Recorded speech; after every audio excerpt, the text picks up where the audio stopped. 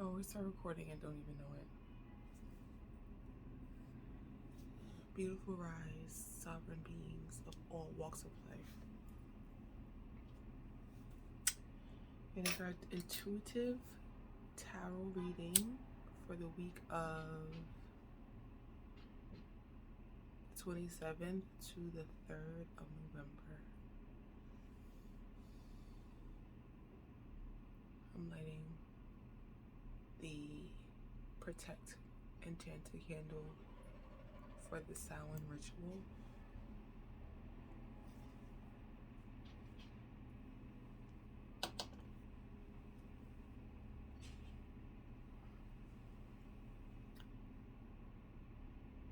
How's this lighting? I think it's good. It's not too yellow. Check my feet. I'm making tea right now, so. And I'll try to sit close because this is my first time speaking. And I'm like, you know, I don't know. Yeah, I recorded a reading yesterday, and it was like an hour, like a minute over an hour long, and it was the start of our love. Like November is the month for love, and it is the start. It was like the start for that. So we're gonna do a love reading today, and it just went on so long, and you know, I went into like this very intimate experience, and I'm just so scared to do that.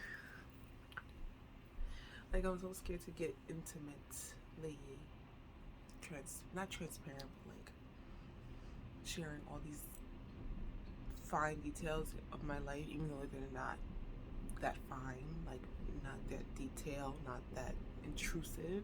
I think they are. I'm a Cancer. Like, we're private to be private, and we don't even think that we're private because we talk a lot and we share a lot, but we're pretty fucking private. So I'm working on that. I'm working on being more open, but I think I'm open with my feelings and my expressions, just not with my experiences, like sharing what I've been through.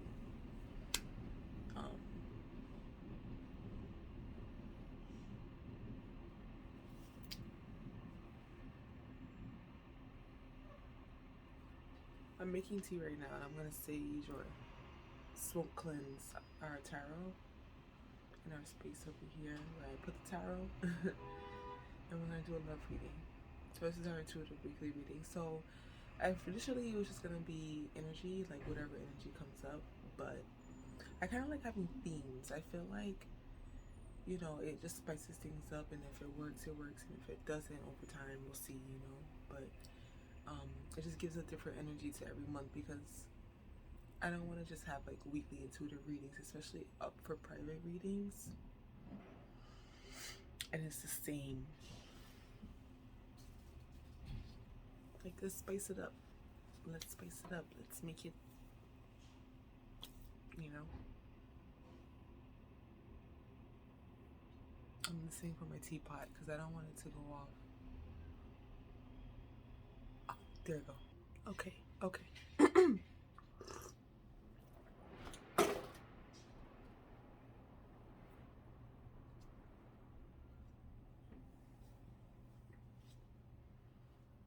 It's real gloomy today in New York, Brooklyn.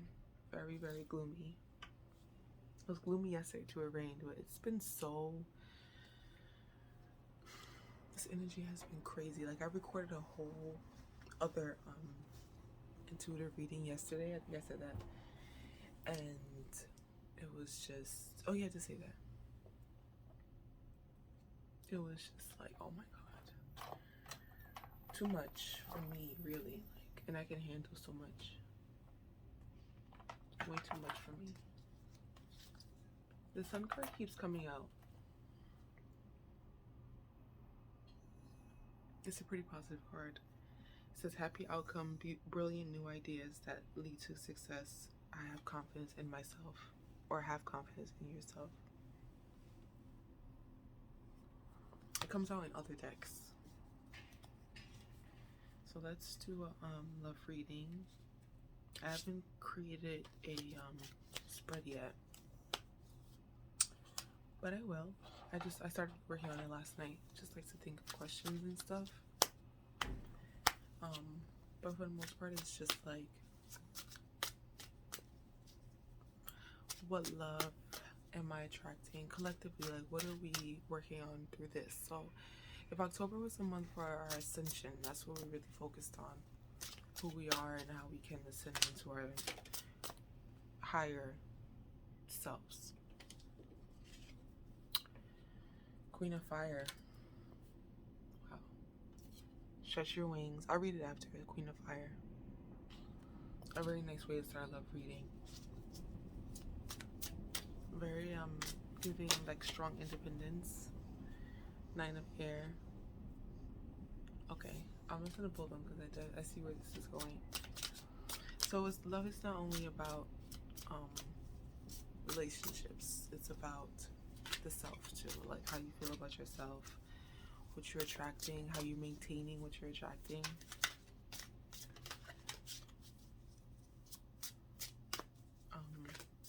And this is like just on the collective tip. So pay attention to how all the energy is moving in general for all, you know.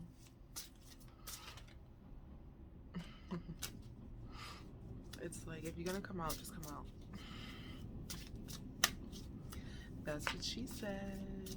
Collective love energy. What do we need to know for the week for our collective sovereign, sovereign crew? It has to flip out, I'm sorry.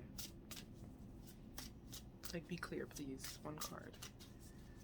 What do we need to know? What should we know collectively?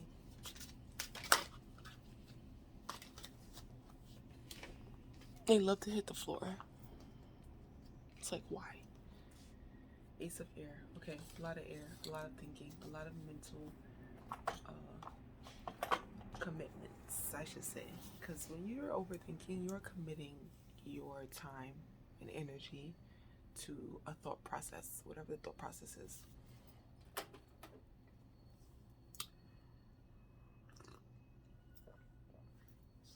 And it's interesting that I say commitment because it's like one of like love's favorite, one of love's symptom words.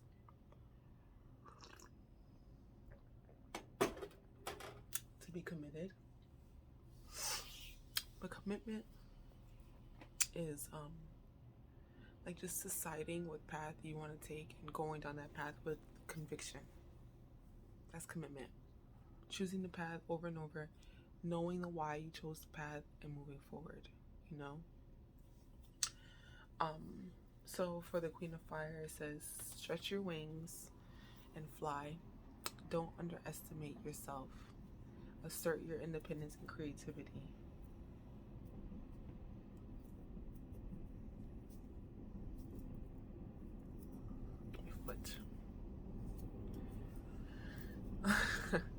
Confident, warm, intelligent, and graceful. This is like a self-love card. This is like a love yourself. What's the word? I was gonna say unforgivingly, but that's not a word. Love yourself ferociously. Like, love yourself so much. The way that we swear that we love other people. Like, there's no way that we can truly love other people. And this saying is like so old and cliche, but it's true. Like, how could you love someone so much? How could you be so committed to someone else so much?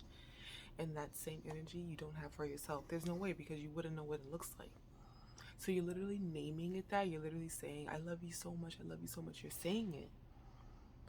But if you're not loving yourself just as much, you're not actually doing that. It has to resonate with you first. You have to vibrate there first, and then you can offer it. That's the thing. That's what it is. So there needs to be like a Queen of Fire, like tenaciousness to love yourself, love your surroundings, love your being, love your all. And if it isn't to do it for a healthy you, if you cannot find the motivation behind loving yourself, and letting the motivation just be because it's you, because you want to love yourself. Let it be that you don't want to let other people down if you're so concerned about other people. You know what I mean? Like, let it be that. Let it be, you know what? I want to love people much better than how I've been loving them or how I love myself. Let me be greater and better. It's like, it's a work. It doesn't have to be so personal. Like, that's the thing about taking things personally. Is like, you take it to heart and you like integrate it into your consciousness, and it becomes your fear or your doubt or your motivation. It's like, it's not personal. It's the balances of life. 9 of air.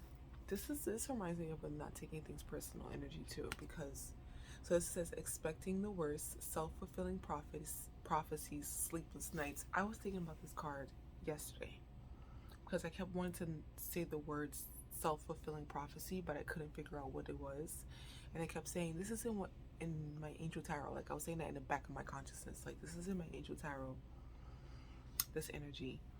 This came up yesterday. I was talking to my my Sacred Moon Rituals crew, which is Caitlin. We were talking about how it's crazy. She was talking about her experiences with parenthood and her experience with her mother, her father, and it made me talk about my experiences with my mother and my father, but with my mother, I was talking about my mother, and it's just so this is what happened yesterday, or that same morning I was talking to my mom about something that happened, and her self-fulfilling prophecy came up. Like, it was literally like she was saying and manifesting what she didn't want, and at the same time affirming it. So it was kind of like it was a true reality because it was affirmed and confirmed, but only because she was manifesting it, type of thing. And that's what a self-fulfilling prophecy is. It's like you're literally sitting, brewing and stewing in your doubt, in your, I don't want to call it negativity because it gives that like a weird energy, like a weird preconceived like connotation behind negative. It's not negative, it's just a processy, like a thought process. But you're just brewing and stewing in your negative pathway of thinking. Like, you're like, I know this is how it's gonna happen. I know this is what's gonna happen. I know it because it's happened like that before. It's always gonna happen that way. I have to be ready for the fucking worst. I have to be prepared for the worst. My eye is like jumping. And it's coming true because you're speaking into your reality, your existence. So it's gonna come true. And you're just like, I told you so. I told you so. Fucking told you that was gonna happen. And I was like, yeah, you did. You did tell me. Ain't no told you so in that. You did tell me it was gonna happen, and it happened because you manifested it. Literally, it's that simple. It's that simple. We manifest both the positive waves in our life and the negative. I think that people get confused with manifestation and thinking that it's only positive. Oh, you're manifesting all the great things in your life. You've manifested only the great things. No, you're manifesting the negative and the worst things too at the same time. It's balance and the same tenacity. That's why it's a practice, and it's a serious practice to be a master manifester of your life, a creator of your reality. Because if you're literally aligning with the negative aspects, like, you're mastering, yes, but you're mastering the worst. And in my perception, that is not a high level mastery at all. And so we're in the space where we're needing to turn inward with our Queen of Fire and really assess. And I'm so glad this came up again because this was the energy of the reading I did yesterday, and I just deleted it. I didn't even think twice. I was just like, you know what? I uploaded it. I had scheduled it to come out this morning at 10. I said, forget it, because it just felt so somber. And I'm like, I understand that energy is important. We need to be in that space, but I don't want to serve as like a self-fulfilling prophecy, really. Like, I don't want to serve as that embodiment for you. I want us to be able to constantly be moving forward. And what I spoke about in the reading yesterday was moving forward by way of Nine of Air. So when you're assessing, using your mental capacities, detaching emotionally from your experiences, you're assessing what has been going on in your life, what you have been manifesting. If you're able to assess, it's helping you move forward. It's like the catapult. Is that what it's called? It's like the slingshot. Like, you pull it back and you think you're going back. Like, you think you're like backtracking. Like, you're like, fuck, I'm like going back to step one. I'm like starting over. Everything fucking fell apart. God damn it. Like, you're literally like in your mind, losing your mind. You're being pulled back, and you're literally like, as you're being pulled back, you know how it goes. You're in the slingshot and you're being pulled back. You're not being pulled back walking forward. And even if you are, you have first sight. You know what I mean? But whatever way you're doing it, you're being pulled back, and you're having to look at what was going on around you. Because you was forward. The slingshot started in right here. Like here. You know what I mean? And he said, okay, let me go back and look back in the past. There's no shame and guilt associated with going back to your past and seeing what the fuck was going on. Like, that's out the window now. Because there's an energy, a collective energy of shaming the self and shaming people for living in the past. If you're doing it in a very high level healing way, you're not living in the past. What you're doing is going back, slingshotting, pulling yourself back so that you can assess what the fuck happened there. And every time you go back to assess, if you're called to do that, you have to listen to the call, because things come up in your mind, in your consciousness, memories, thoughts, dreams come up in your consciousness where you're like, why is this coming up again? What's going on here? You know what I mean? Pull it back, because you're being called to assess what the hell happened. Go back. You're being pulled back, and you get to a point where the slingshot, the band, is tight enough that resistance is so fucking strong. You're holding on and you're fighting so strong. It's so strong. And you're like, I'm tired of going back here. When you get to your place of like, I'm done. I'm done here. And it's not even like in this like, I'm done, I'm over it. No, it's literally like, I've looked at everything as I stepped back. I looked. Oh, okay. Emotional detachment. You don't have to be so emotionally attached to everything. Don't take everything so fucking personally. Even your own experiences. Guess what? Everybody has a story. Everybody has a trauma and a pain that they can associate with and pull up from their consciousness. Everybody has everybody.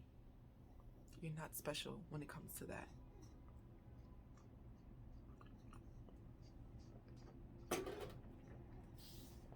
And I mean that with love. You're not the only one. So stop thinking you're the only one. You're not the only one. Pull yourself back. Emotionally detach. Assess what happened in your past. Look at the patterns. The patterns. Pat took a turn. That's from The Office. Pat took a turn. Anyway. Pull yourself back, keep pulling yourself back until the resistance is just too strong. You're just like, okay, I'm done here. I'm done assessing this. I understand at the level that I'm able to understand. I'm ready to move forward. Let go and catapult. That's what that is. You're moving forward. You are moving forward. White candle going crazy. That's the ascension candle. You're moving forward. It's so interesting because a friend of mine sent to me yesterday a post from another spiritual healer online. You know, it's so crazy. I don't really follow a lot of people who consider themselves spiritual healers. I don't consider myself a spiritual healer. I'm not Jesus Christ. Like, I'm not healing with my hands. Like, I am in a way, because, you know, I'm an artist. But I'm not putting my hands on people, healing people like that. That's how I see it in my mind. But I don't follow a lot of spiritual healers. I follow a lot of witches. But anyway, that's neither here nor there. She's a spiritual healer that said a lot of people are concerned with ascension but haven't mastered grounding. And I'm like, the only way you can really ascend is if you are so grounded and you understand your place. You cannot ascend above the consciousness of the collective if you don't understand who the fuck you are. And the only way you understand who you are is if you're so grounded in your own life, mess, reality, understanding, consciousness, where you're able to say, I'm moving forward. It's the same thing. It's like being pulled this way in that slingshot, being pulled back to go forward, and it's being pulled this way to go this way. Like, you have to do both. There's no way ascension can be in your vocabulary if you haven't been so grounded. And this levels to like how grounded you are and your understanding of groundedness and how you access that. That's for you to discern, you know. But I'm like, it cannot be, one cannot exist without the other. And groundedness and ascension are not even synonymous. They're not. In reality, they are, but they're two completely different spectrums. They're not even on the same spectrum. Because we talked about this in the last video, ascension and being stagnant. Grounded is like a basis of ascension. Like, it has to go with ascension. It cannot be separated from ascension. Stagnancy. I say stagnation, I like stagnation because it's ascension and stagnation.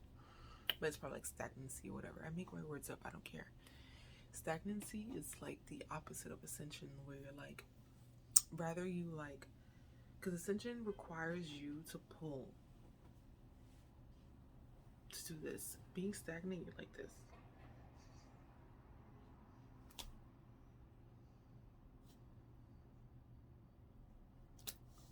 This is concept. I might be wrong, but who knows? Why did I bring that up? Grounded is ascension, catapulting, and that's moving forward. Being pulled back to assess, being you catapult into a forwardness beyond the point where you started. That's the only reason why you should ever go back in the past, is to assess what happened, understand how you contributed to what happened, understand how your mindset contributed or how your mindset manifested that reality. Take your lessons, alchemize your lessons, and then move forward and catapult yourself into the next quantum. It's like quantum leaping, really. Catapult yourself into the forward reality, into the next reality. The next one, whatever you want to call it, you know.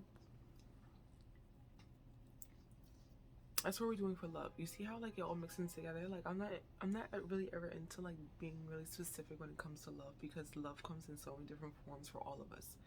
So it could be love with you, love with yourself, love with your partner. Excuse me, but it's this energy, love all around. But it's this energy of like you looking at a mirrored version of you in a physical reality, whether it's your family members, whether it's yourself, your physical, whether it's a partner. You're looking at yourself in a mirror when you have manifested someone to love. You know what I mean? So that's what we're focused on. It's like the love that we've attracted so far in our lives, what it looks like, and how we're maintaining it and sustaining it. And then the final card is Ace of Air. And I love Ace of Air in every deck. It doesn't matter what deck. It's one of my top favorite cards. I'm going to read the bottom and then talk about it. Brilliant new ideas and inspirations. Seeing the truth of a situation. A challenging beginning. Literally. Literally. Ace of Air is like, formulate new thinking around this concept, around this reality. Create a new mindset. It's time. Like, we're tired. We're tired of living in the reality it's not serving. That's the thing. And when people say let go of things that doesn't serve you, what it truly is alchemize and transmute what doesn't work, what doesn't pull you forward. You can be on the slingshot, pulling yourself back, and at some point you get stuck in a spot and you're just like stumped, and the string is like hanging, it's not, you know, stretched, so it's just like flopped, and you're just standing there like,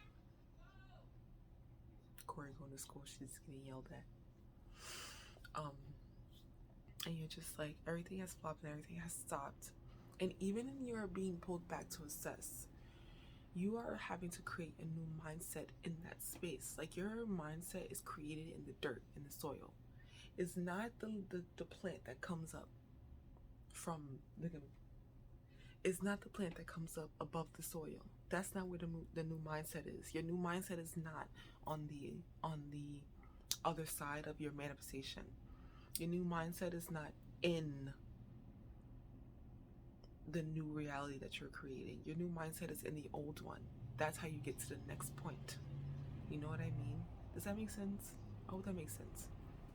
Like, you can't create the new mindset in the new reality, because you're not going to be in the new reality without that mindset. You need the mindset before. Right? You need the mindset before you get to the new reality. So, in your assessing and you're pulling yourself back, that's where you're creating this new ace of air, these new frames of thinking, this new conceptualizing of what's going on. You're alchemizing, you're transmuting the lesson into something beneficial and profitable for you. You know what I mean? So it's like now, like you have to do it now.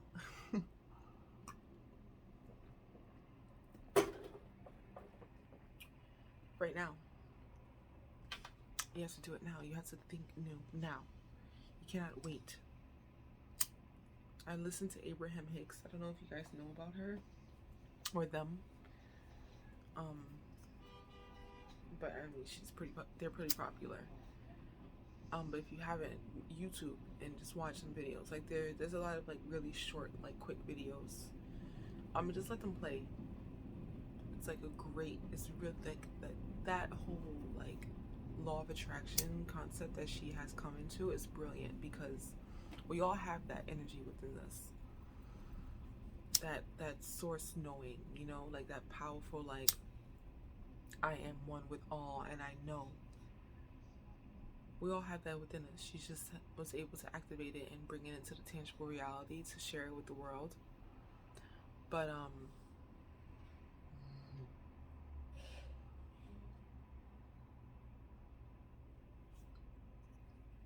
she says all the time, they say all the time, you can't get there from here. You can't get there from there. Like, you can't get to your next place thinking and being and feeling the way you're feeling now, type of thing, if you haven't mastered like ascending, or mastered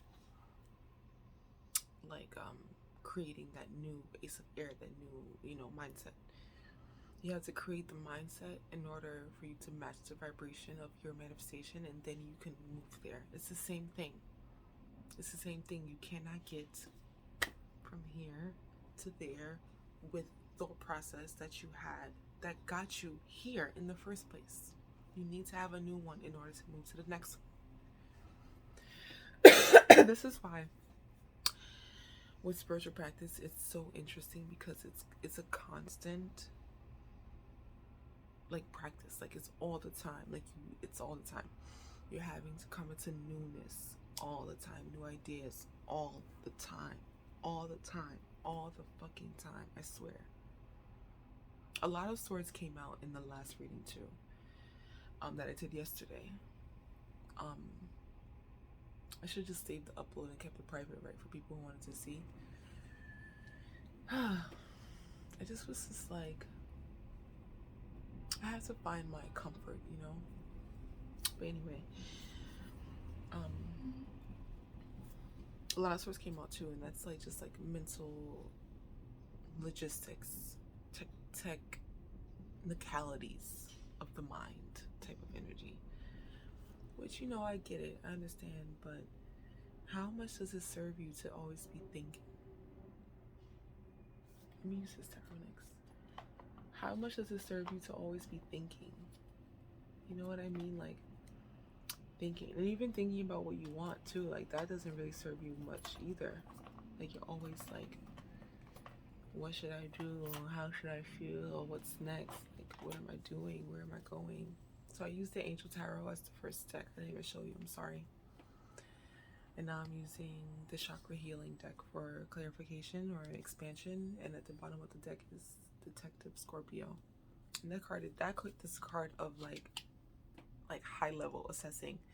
Like the Virgo card in here is analyzing, and you can use, so this is the funny part about winter season, is that it starts off in Virgo energy, Virgo Scorpio energy, with this, those two signs are really good at assessment, like overthinking and analyzing things to a T. A Scorpio can do it with like high level intuitiveness, and a Virgo, being the earth sign, does it with like logic, you know, of the mind. And when you're in that space, it's making me think of like a scientist in a lab who's working and like analyzing all their work, their experiments, their everything. And they're in this like hermit Virgo mode of like in their shell, in their world, their nose in the books, they're not paying attention to nothing else but what they're looking at, what they're studying, what they're assessing, what they're analyzing. That's the energy of winter. We are, you know, like just from like the northeast point of view, because you could be anywhere in the world, you have summers and winter, you know. My eye is still twitching. But the energy behind it is like, go within, look at what's going on, pull back. You know what I mean? Like just pull back. My lighting is like mad sketch. I keep flipping it over to get the cards the right way, and it keeps like telling me that there's no such thing. No such thing as a right way. There's no such thing as a right way.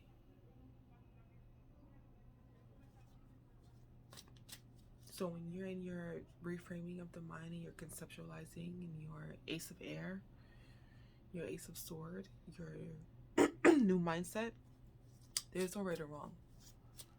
Follow the path that makes the most sense to you. I did a reading last week, and I said in one of the readings,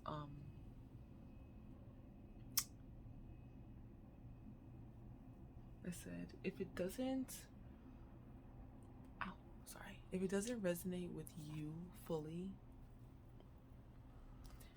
it's not going to sustain itself without you. Like it won't be able to sustain itself, because if you're true, like in other words, what I'm saying is, if you're doing things because any other reason other than it feels good to your soul, you're doing it for other people, you're doing it for money, you're doing it for whatever the reasoning is. If you are choosing a pathway because of any other reason than how it feels to your, how it resonates for your soul, how it feels to your soul, it won't work.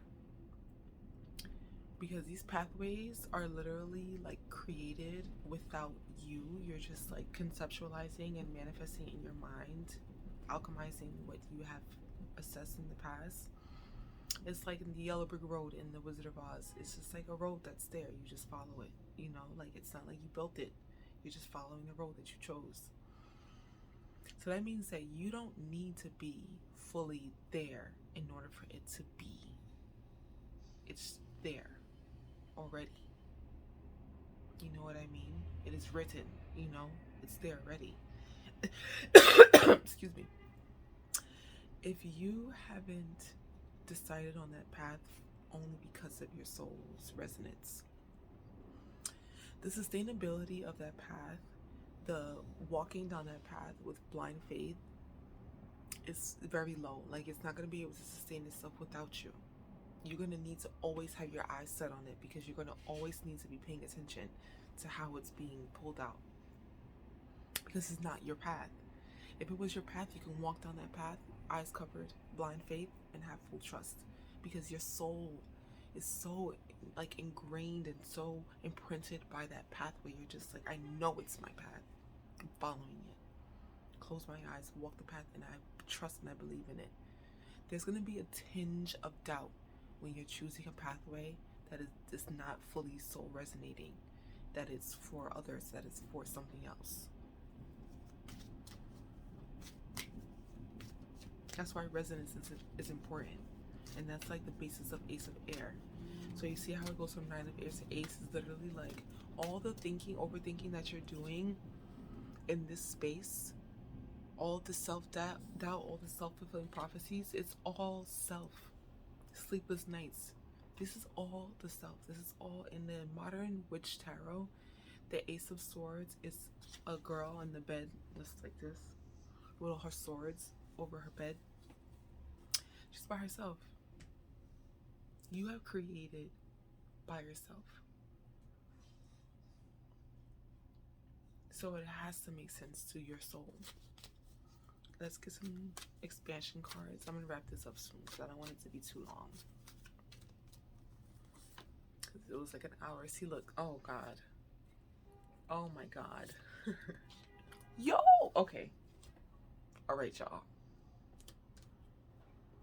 Soulmate card came out. Renewal. Vesta. Pleasure. Venus. Tell me this ain't crazy. You saw me shuffling it, right? I just pulled it from top. I didn't let it fall out because I didn't have. I said, let's not take too long here. Tell me this is not crazy. Let me take a picture.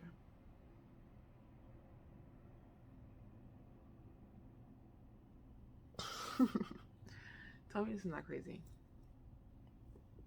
Bruh. It's the same fucking color. So these cards have planets, planetary luminaries, energies, comets, whatever, signs and stuff, chakras at the bottom of the card. So I don't know that much about Juno, but I think about the movie Juno. They play it at my job, and she's just like this like force of nature on her own. She knows who she is. And that's the energy of soulmate. So this is not like, we're not in the space anymore of like finding our soulmate to complete us.